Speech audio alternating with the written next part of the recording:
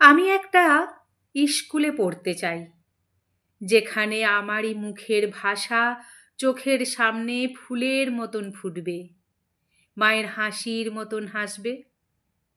আমি এমন একটা পথে হাঁটতে চাই যার দুপাশে কোনো বিজ্ঞাপনের ভাষা, এমনকি দেওয়ালে স্লোগানের ভাষাও আমার মাকে অপমান করবে না।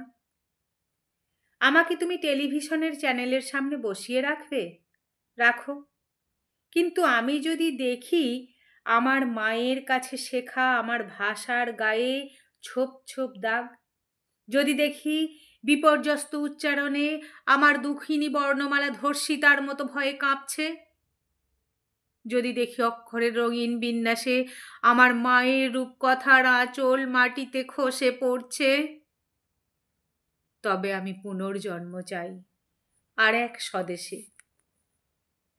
আমি আরও একটা স্কুলে পড়তে চাই, যেখানে প্রত্যেকের ভাষার বহু বর্ণ রঙিন পতাকা ওড়াতে পারি, আমার মায়ের চোখে চোখ রেখে লিখতে পারি, ভোরের নদীর মতো শান্ত কবিতা যেন বলতে পারি, তোমার কবিতা যাক যত দূরেই ভেসে, আমারও কবিতা যেন মিশে থাকে প্রেমের আবেশে।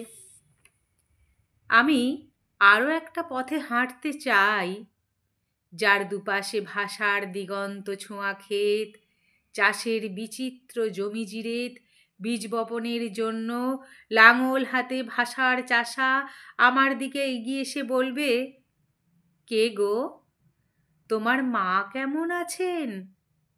অনেক দিন খবর পাইনি তার। আর তক্ষুনি আমি বাড়িতে মার কাছে ছুটে গিয়ে যেন বলতে পারি, মা, আকাশ ভাঙা বৃষ্টি আর বসন্ত দিনের ফুলকারি দিয়ে তোমার জন্য শাড়ি তৈরি হচ্ছে দেখে এলাম।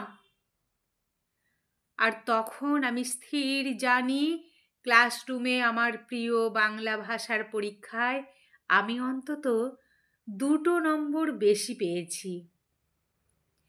আর মা তখন ঠিক আমাকে কোলে তুলে বলবেন, আকাশের গায়ে ওই যে তারাটা দেখছো, ও তো তোমারই জন্য ফুটেছে।